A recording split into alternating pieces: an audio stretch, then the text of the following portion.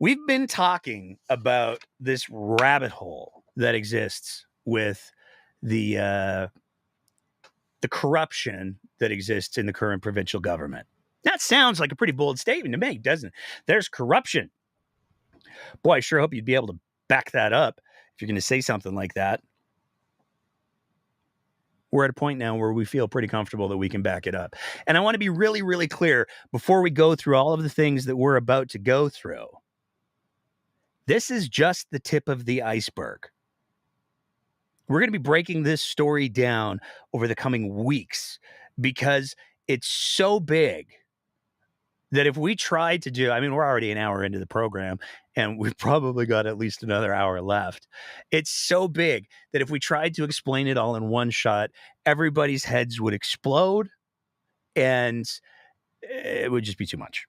So we're going to do this in bits and pieces, digestible chunks, as it were. But I want to be very clear. What we're about to talk about tonight is just the tip of the iceberg. So let's start. Because that's what you've all been waiting for. And in order to start, in order to get the conversation that we need to have tonight going, we got to go all the way back to November of last year. I want to be respectful of the position, but there are certain things that we have been told are that I cannot do. For instance, during the stampede, I was told I could only be in the suites for 20 minutes at a time. When I receive ribbon skirts as a matter of protocol, it's been questioned whether I'm allowed to keep them. They're probably only valued at $40. Been told I can't do dishes in my husband's restaurant, even though I'm volunteering to do that. So I just have to say that I think that there are some tweaks we may need. Tweaks that we need to make. Just tweaks. No big deal. Except it's a little bit more than tweaks that Danielle Smith made. So let's talk about what the big changes were that Danielle Smith made, because there's some really, really important ones that we got to talk about. The first one is there were some legislative changes that Danielle Smith made. And she justified those in a conversation with the 1%ers. Oh my gosh, how did we miss that joke up until now? The 1%ers, the Rebel News.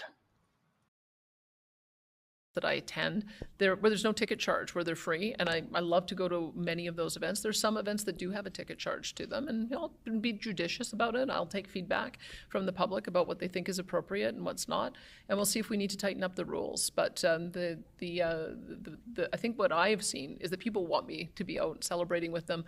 They want me to be there, whether it's an air show or whether it's a charity fundraiser, or whether it's a hockey game in Edmonton or a hockey game in my own riding. People want me to take part in celebrating with them. So I want to be able to keep on doing that.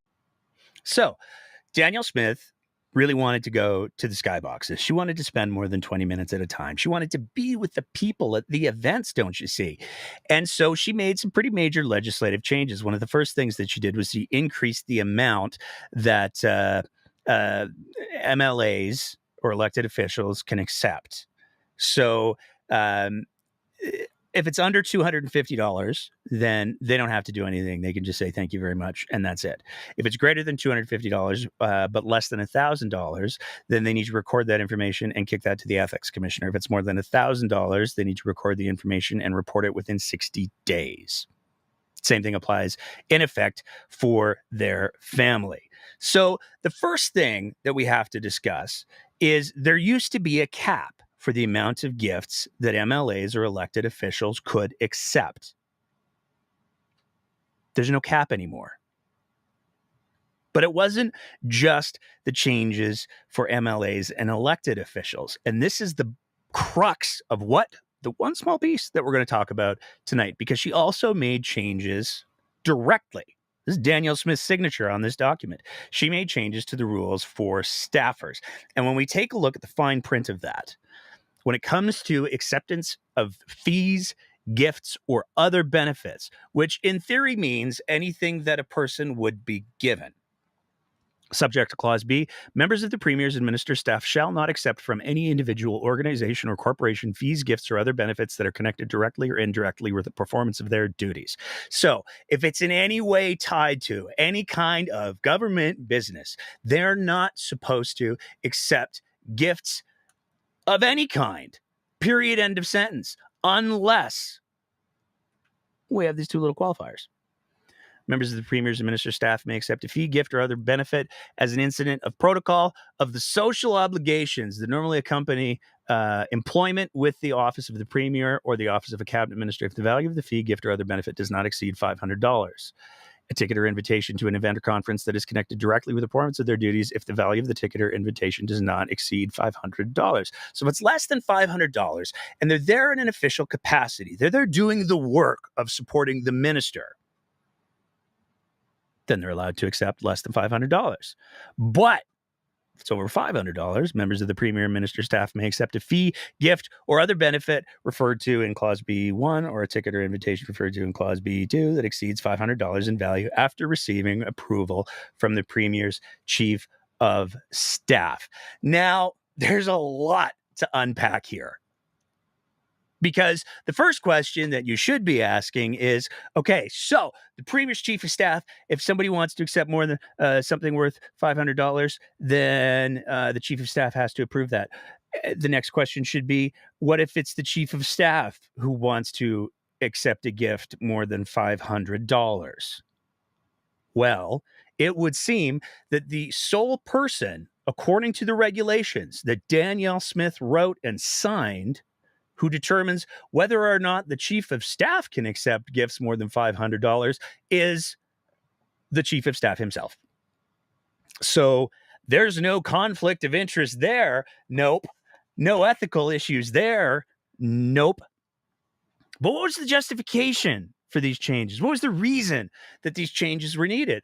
Let's ask, I don't know, a certain finance minister. Maybe we could ask Nate Horner. You said you're happy with the conflict of interest rules as they are. You think they're adequate. Can you explain to Albertans why you think staff members should be able to accept gifts, including potentially from somebody who's involved with government contracts, multi-million-dollar government contracts? Why should those not be disclosed, those gifts disclosed to Albertans? Well, I would just say I think the Premier, some of the motivation behind changing it was so that she could be staffed at events, because under the prior iteration of the rules, she had a hard time actually getting into events and being staffed. It wouldn't be reasonable for her to attend an event where she couldn't have staff with her. So that was some of the motivation to change the rules.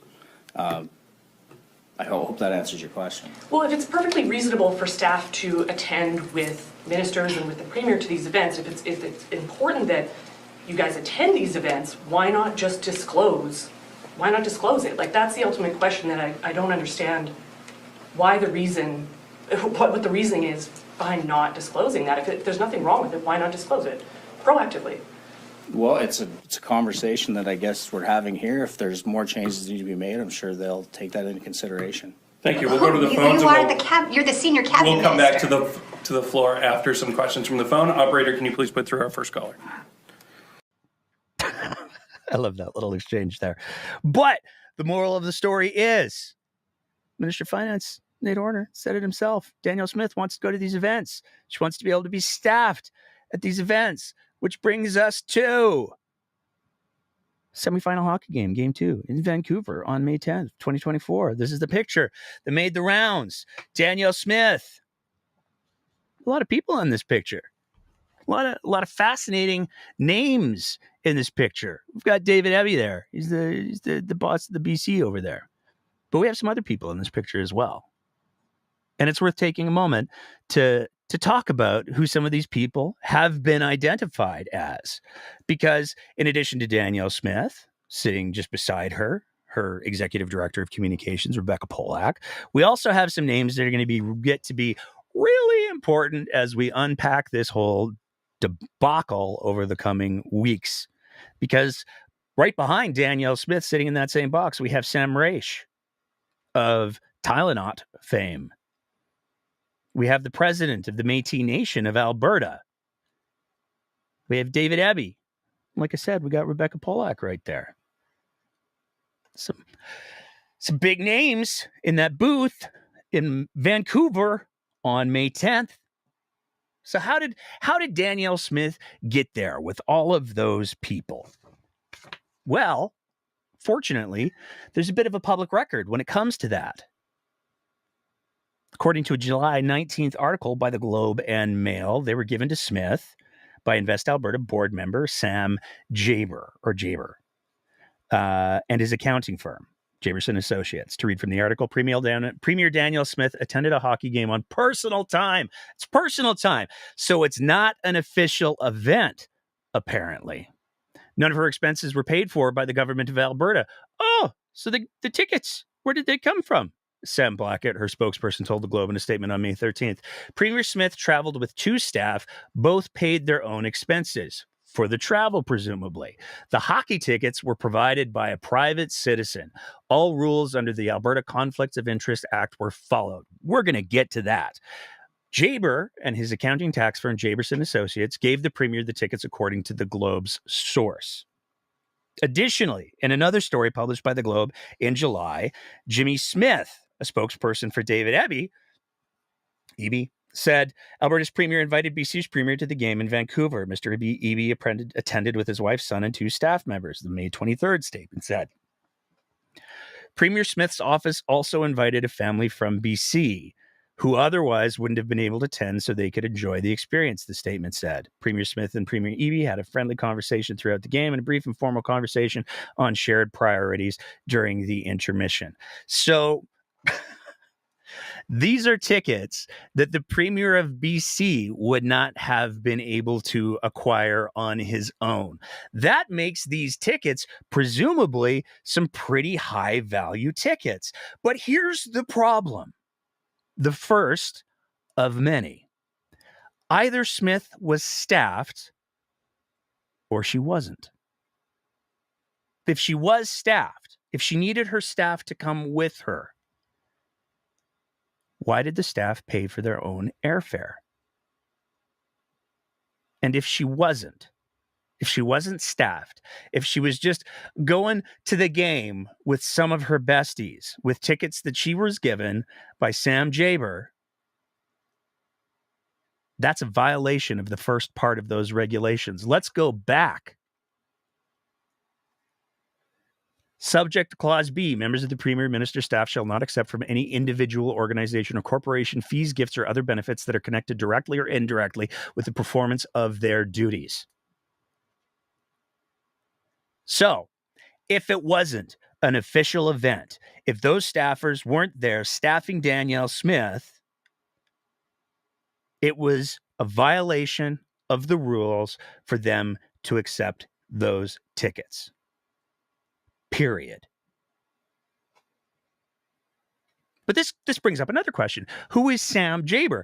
And for tonight, just for tonight, we're going to say he's an accountant from the Edmonton area. But there's a lot to unpack with Mr. Jaber. But there's one thing for tonight that's important to know. And it's particularly pertinent to tonight's conversation because Sam Jaber was appointed to the board of Invest Alberta on November 22nd, 2023 by Danielle Smith. Invest Alberta is a crown corporation, which in effect makes Mr. Jaber an employee of Danielle Smith. And even if you don't believe that it's a wild conflict of interest for subordinates to provide lavish gifts to their bosses because that represents a wild conflict of interest, it does. Just imagine what would happen if Mr. Jaber was suddenly appointed board chair by Danielle Smith, who has the power to do that. You don't have to look any farther to realize that there is a very real risk of conflict of interest. But let's take a look at what some other organizations have to say about conflicts of interests and ethics, perhaps.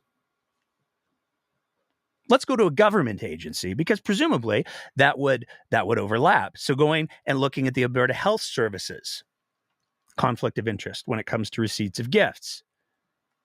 AHS representatives may not accept fees, gifts, or other benefits that are connected directly or indirectly with the performance of their AHS duties from any other person other than the normal exchange of hospitality between persons doing business together, tokens exchanged as part of protocol, but not limited, included, but not limited to a gift from a patient, a gift from family, friends, or patient, normal presentation of gifts to persons participating in public functions, awards, speeches, lectures, presentations, or seminars. But there's a dollar value that gets to be real important real quick. The maximum commercial value of any one-time gift, hospitality, or other benefit accepted by an AHS representative must not exceed $100. The total maximum commercial value of any gifts, hospitality, or other benefits accepted by an AHS representative under sections A1 to AC within a calendar year from one source must not exceed $200. That's a government organization. And the rules are clear. You can't accept more than $200 from one source in a calendar year. But here we have Danielle Smith coming into, apparently, a box of seats, compliments of Sam Jaber and Associates, an employee of hers, and her then regifting them to the Premier of BC and apparently to her staff as well. But we don't even have to just rely on the Code of Ethics for Alberta Health Services to determine whether or not this is maybe a little morally shady, maybe a little ethically shady, because it turns out Invest Alberta has their own Code of Ethics as well. And when we take a look at that one, it's pretty clear. Employees or directors shall not accept gifts, hospitality, or other benefits that are or may be perceived as being connected directly or indirectly with the performance of their duties from any individual or organization. Gifts, hospitality, or other benefits may not be of such a nature that could have a real, apparent, or potential influence on the employee or director's objectivity and impartiality in performing their duties on behalf of the Invest Alberta Corporation. The value of gift or benefit permitted shall not exceed $100 Canadian in value from one source per Canada year. The value of a single event invitation, inclusive of admission, travel fees, hospitality, and accommodation, shall not exceed $200. The total value of all event invitations received by the covered individual in a calendar year from a single source shall not exceed $400 Canadian. So even Invest Alberta recognizes that there should be limitations for the value of gifts that are given. That's the Invest Alberta Code of Conduct that I just read to you. Now, there's a lot more to Sam Jaber. And we're either going to be seeing a much more detailed conversation about him in the mainstream media shortly, or we'll be talking about him soon. But tonight, we're here to talk about primarily one thing, Danielle Smith's staffers. Because let's be clear, Danielle Smith was gifted a block of tickets by Sam Jaber's accounting firm. Danielle Smith then invited Dave Eby to attend the game, and in addition, she brought two staffers with her. Travel was reportedly paid for by individuals, but what that means is the Premier of Alberta regifted two Skybox playoff tickets to two staffers. And what are those tickets presumably valued at? When tickets went on for the semifinals, went on sale, according to an article that went up right when tickets went for sale. The cheapest ones, the worst tickets in the house, started at $250. Standard tickets and more expensive seats started at $700. Smith and Company were in an elite Skybox. So it's not a stretch to assume, given that the more expensive seats were $700, that the elite Skybox seats were at least $700 each. That's not a stretch. So given all of that, what do we know? Well, we know that Smith attended multiple playoff games, one in Vancouver and then at least two playoff games in Edmonton with gifted tickets. We know for sure that Smith was accompanied by at least two staffers to one game, and it stands to reason that she would have been staffed potentially or accompanied, depending on how we're choosing to file these gifts of tickets for the other two, Because again, Nate Horner literally said the whole reason why Danielle Smith made these changes was so that she could bring the staffers to the events. She gets lonely. Especially given that in multiple reports from multiple outlets, at least four other ministers attended playoff games. And it's reasonable to assume that in at least some of them, they had been staffed as well. Again, given multiple reports from multiple outlets placing staffers in Skybox suites during playoff games. And this is where the cover-up really starts to become crystal clear. But don't worry, we're going to spell it out. The Edmonton Journal has inquired with each ministry. Journalist Matthew Black has inquired. He has sent emails to every single ministry, including the Premier's office, saying, hey, who went to the games? What were the tickets worth? Would love to know. He's not received a single response, but he hasn't just done it once. He's done it twice. And neither time has he received a single response. So it's very clear at this point that the government, Danielle Smith's UCP government, doesn't want people to know who went.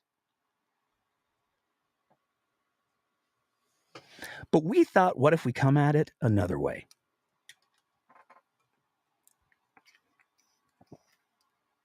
There's a great episode of a science fiction show, the values of which Danielle Smith's government would do well to ascribe to. I'm pretty sure it's Star Trek. I was younger when I watched it. But in this particular episode, they were trying to figure out how they're going to find a cloaked ship. See, there was this other ship, and it was cloaked, and that means that they couldn't see it if you're not a big Trekker or Trekkie. And so this other ship was just beating the holy hell out of them because they couldn't see it.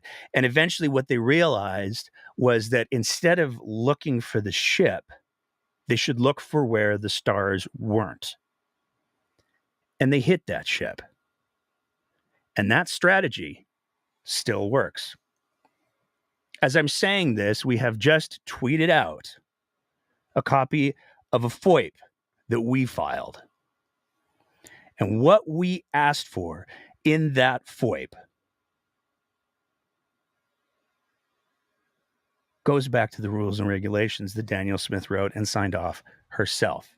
Because if you go back to the rules and regulations that Smith's own office wrote, any gifts over $500 have to be approved by the Premier's Chief of Staff. So we wondered, how many times has the Premier's Chief of Staff approved these exorbitant and expensive gifts? Because you would think, given the fact that they have a policy for this whole process, they recognize that not having a record of these things would leave a huge conflict of interest. Because otherwise, what would the point of having these regulations be? If you don't have a paper trail where you can say, no, it's cool. Becca, she asked Marshall. Marshall said it was fine. It's all good. It's no big deal. The Chief of Staff approved it. Maybe he even approved his own tickets. Because if it's just the Wild West and anyone can give expensive gifts to the staffers, getting their influence, and by extension of that, the influence of their ministers, that would represent a complete lack of code of conduct and an utter ethical vacuum, right? So we FOIP'd it. And what we got back legitimately shocked us. Now, you might remember a little while back, we did a FOIP where we had we were requested to know who was all involved in Danielle Smith's consultations for her anti-trans, anti-parental choice, anti-medical choice policies. And of the hundreds and hundreds of pages that were relevant, most of those hundreds and hundreds of pages, they deemed that those pages needed to be protected. So they acknowledged that those records existed, but they just said, you can't have them. We've got reasons. You can't have them. The pages that we did get often had huge chunks blacked out where there was privileged information. So they said, you can't be trusted with that information. We don't want the taxpayers of Alberta to know about that information. So we know when there's information that the government deems that they want to hold on to, they'll just redact it.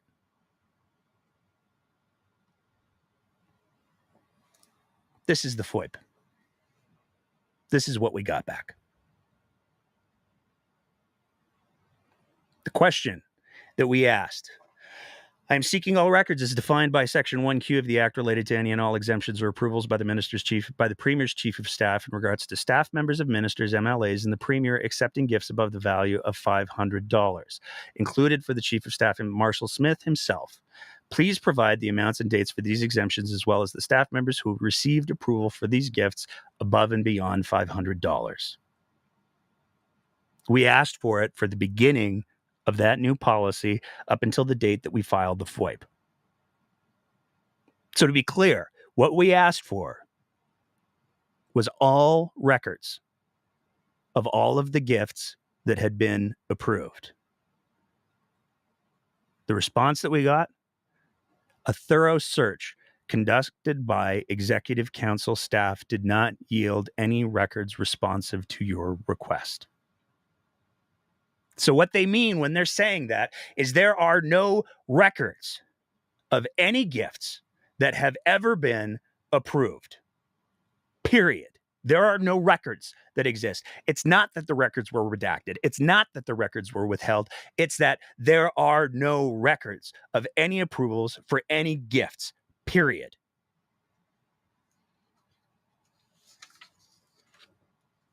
So there's no record that exists, despite the fact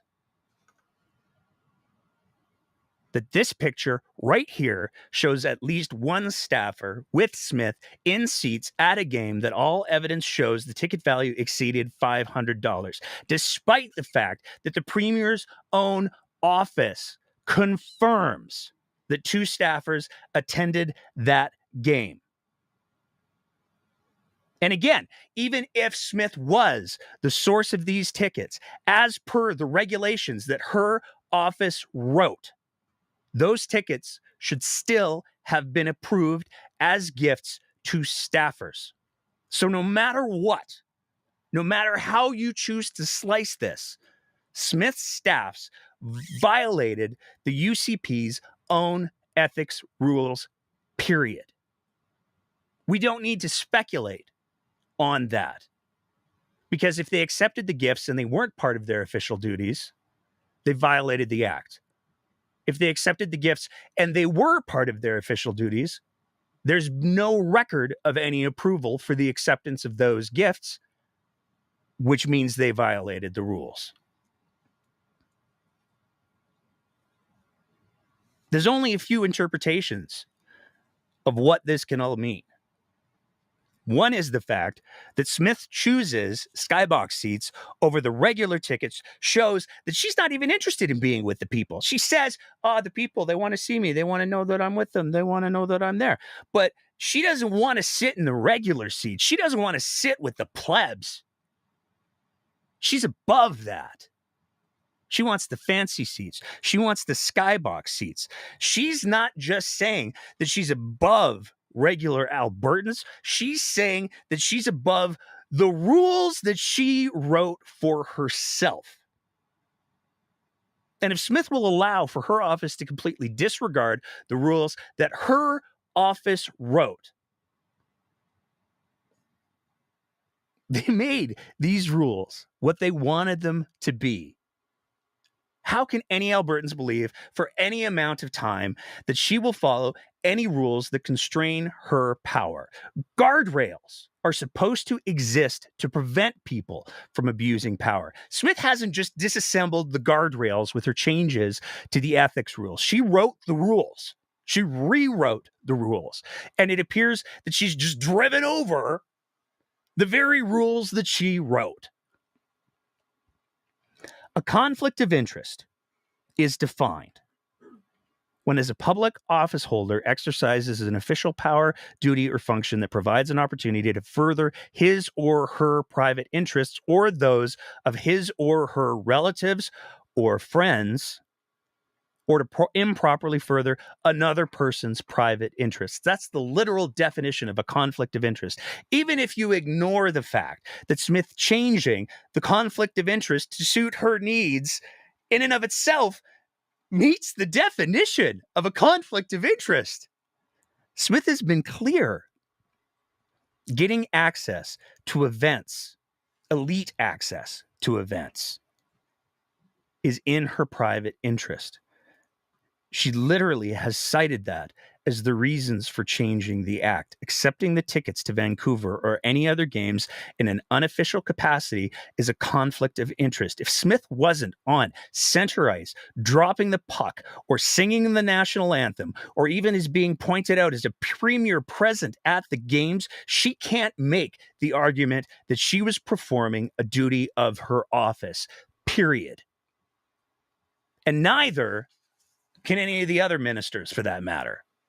She changed the rules so she could access sports tickets in a manner in which former ethics commissioners and former lawmakers believed was improper. That means that accepting a ticket from anyone is a conflict of interest for, at the very least, her, because she places such a high value on them. It doesn't matter that she has used her authority to rewrite the laws. They broke the rules. They broke the rules that they wrote. Now this is just, like I said, this ain't the ball game. This is just the first inning, because this thing goes so much deeper and it gets so much worse. So we're going to continue the deep dive on this whole scandal over the coming weeks.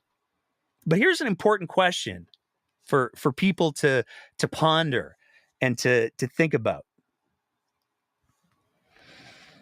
If Danielle Smith was, in fact, gifted the entire Skybox, and if Danielle Smith did indeed invite the people who were in that Skybox as she invited David Eby, why are some of the other people in that Skybox? Because, as we said, not only is the current president of the Métis Nation reportedly been identified in that photo, Sam Raish, the man who facilitated the Turkish Tylenol that cost Albertans almost $100 million in medication that was dangerous for feeding tubes for babies in the NICU, is also in that photo after that whole debacle had already unfolded. The other question is, if Smith didn't bring Sam Raish along for the game, who did? Wonder if there's a connection there. One other little topic that we want to hit on to round the night out, and that is, people have been asking, what do we do? What do we do? There's so much corruption. They don't even follow their own rules. They make up lies to try to cover up things after the fact. They refuse to be accountable for anything. They've literally rewritten the laws so that Alberta has some of the most lenient conflict of interest rules in the country, if not the world, for places that have conflict of interest laws. The laws that exist for MLAs and ministers and the premier are looser than the laws that exist for any other government organization. Why is it that these other government organizations recognize that if you let the people have the opportunity to abuse the power, they'll abuse it? What do we do? Now, there's a bunch of different answers to that questions. I maintain, as I have for a while now, regardless of who's in government, the first thing you have to do is get loud. Well, what does getting loud mean? What does getting loud look like? It means going to rallies. It means letting people know. The people that Danielle Smith is punching down on, whether it's LGBTQ2S plus youth, whether it's refugees, whether it's newcomers, letting them know that you do not share the views of the Premier of Alberta. Letting people know that you believe the more power that you have, the more constraints need to be in place to ensure that when you exercise that power, you do exercise it responsibly. What else can you do? Well, we've been floating this idea for a while now, because there really is only one shot at Danielle Smith, and that is at the upcoming UCP leadership review. That's going to be held in Red Deer. It's in Red Deer. Apparently last week or 2 weeks ago, I may have said Lethbridge. Sorry, everybody. It's in Red Deer. It's very central. There's this UCP leadership review that's going on in Red Deer. And if you buy a UCP membership and you attend that UCP leadership review, the early bird tickets are on sale, I think, till October 6th. Then for $200, you can go and you can send a message to the Premier of Alberta that you will not tolerate this in the province. It's pretty easy to do. If you have the means, if you have $200 extra, and I realize a lot of people don't. If you don't, you don't. That's okay. Don't feel bad about that. But if you do, if you can't afford that $200 to go to Red Deer and send a message, and you just can't get yourself to do it, what you're saying is the lives of those trans kids that Danielle Smith is punching down on, that experts have agreed we're going to see deaths from suicide because of her policies. That's not worth $200 for you. That trans kid's life is not worth $200 for you.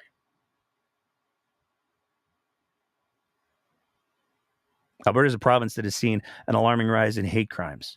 Hate crimes are emboldened by the kind of rhetoric that the Premier of Alberta is using. So if you have that $200 and you choose not to utilize it to send a message to the Premier of Alberta, you're saying that if somebody with skin that's not white gets beat down in an alley somewhere, that's not worth $200 to stop. Let's be very, very clear. When we're talking about the expansion of private education in the province of Alberta with public dollars, that is setting up a two-tiered system where the wealthy are going to have more opportunities for their kids because they can afford it, and the money that should be going to support the public system that everybody should have equal access to isn't going to be going there anymore, because it's going to be buying the rich people the buildings now. It's going to be buying the specialized religious schools the buildings now. It is funneling money away from the public system, period. If that's not worth $200 to try and stop, I don't know what to tell you. But there's even a counter argument. And this is fascinating. And this, to me, speaks to what's going on in the province of Alberta as much as anything else that we've talked tonight, perhaps a little bit more, because we were sent this message.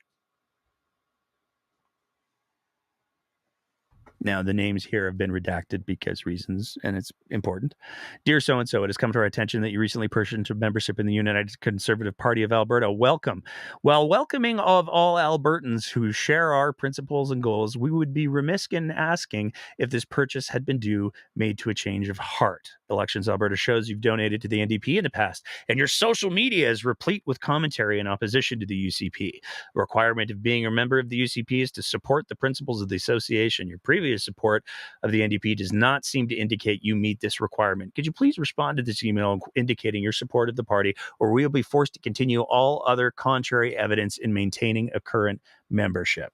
So let's be clear what we're talking about here, because that is the United Conservative Party saying, hey, we're checking memberships now. We're doing purity tests now. We've just approved as a party this Bill of Rights that say that you shouldn't be profiled, but we're profiling your ass off. Now, here's my argument. Even if you don't agree with the principles of the UCP, and maybe you don't have the $200 to buy the membership and the Red Deer. It's in Red Deer. It's not anywhere else but Red Deer. You don't have the money to go to Red Deer. You don't have the money to get the early bird ticket. That's cool. But this seems like a really fun way to screw with some authoritarians, because if the UCP is now doing purity tests on who applies for its membership, I can think of no better value for my $10, $25, whatever the membership fee is, than to apply to be a member of the UCP party and have them vet me. That sounds like a boatload of fun. Because if they refuse me, I get my money back. And if they don't refuse me, then I can go on and maybe go ahead to send a message to the Premier of Alberta. But here's the kicker to this whole piece before we get to the plugs and the last little bit of fun. I wonder if there's somebody out there who could eloquently speak to the type of entitlement, the type of rule breaking, the type of privilege that we're now seeing from the Alberta Premier's office. If only there was somebody who could either demonstrate that they have a firm grasp of those principles, or perhaps demonstrate that they'll say whatever is most expedient in the moment. When Albertans see this kind of personal pampering and self-service in their leaders, they lose faith not only in that individual, but in the political and democratic process itself. The lasting effect of this kind of entitlement is a cynical public that believes the worst instead of hoping for the best. We should see the very best of our values and the very brightest of our intentions reflected in our leaders. It's a shame this Premier has let us down. Mr. Speaker, Albertans deserve better. The Honourable Member Representative Highlands Norwood. Boy, she can read a script, can't she? If only she meant those words. Now we get to the plugs, and then the last little bit of fun. We're at the 2-hour mark already, so we're going to skip the call-in for tonight, and we'll do the call-in thing again next week because it's just too much. So, a couple of plugs that we want to throw out here. First of all, we have got the timing of this episode was so good because we scheduled another interview episode with somebody literally we scheduled weeks ago, but we scheduled it with somebody she's got some knowledge, the working of the things. And then the announcement came that Danielle Smith was going to be making an education announcement. And then she made the education announcement. And so this Wednesday, we're going to be very excited to present publicly a conversation with ATA Local 38 President Stephanie Clements. Stephanie's been on the show about a year ago. We're trying to make September all about education. And so not only do we have a fascinating and fun conversation about the state of education, and we get Stephanie's response to Smith's claims that education has only been in trouble for the last 18 months. But we also have her take on this new funding piece, as well as a bunch of other really important things. So if you care about education, that's going to be an episode that you absolutely don't want to miss. And that episode is going to be up for our Patreon sponsors tomorrow evening, which now brings the plugs of the things and the stuff. We're able to do the FOIPs that we do and the deep divey stuff that we do because of the support of our Patreon sponsors. So if you appreciate the kind of content that we're trying to produce here at The Breakdown, we would love nothing more if you signed up to be one of our Patreon sponsors at www.patreon.com/TheBreakdownAB, where for a small amount of money a month, you can help us do these things that we do where we file FOIPs so that we can prove that the government of Alberta is breaking their own rules. It's you guys that make that happen. So you can sign up to be one of our Patreon supporters there. If you are afraid of long-term commitments, then you can also just send an e-transfer straight to info@thebreakdownab.ca. We are a company now. We're an official entity. We're not journalists, though, and we don't claim to be. So we're part of. We're on the same category as the Rebel News. We just try to be a little bit more informed and slightly less gross. So that's the plugs for the things and the stuff. We're also trying to figure out. We're going to do a contest here. And we're trying to figure out a fun way to that. So if you got any ideas for a contest that you'd like to see, we have some super dope prizes that we're we're excited to share. Our Patreon sponsors, supporters already have, our patrons, I think is the verbiage I should be using. They already have their own little special contest. But we're going to do a public facing contest as well, just for fun, because somebody gave us some stuff to give away. So we're going to give it away in a fun way. And it's going to be super awesome when we do. So if you have ideas for contests, throw them in the chat. I want to say a big, huge thank to the whole chat tonight. I'm going to read through it. It was a 2-hour episode, so there's a lot, but the community that we have here is absolutely amazing, and I love to see it. So I'm going to go through there because I think I'm going to be fantastic, and just fills my cup up. So all of that being said, there's something else that fills my cup up, and longtime viewers of the show know exactly what's coming next, because we got to leave it on a high note. I tend to be pretty trusting. It just never gets old. I don't know why. I don't know how I can enjoy that as much as I do every single time. But my God, that second nod, it's perfect. You have to love it so much.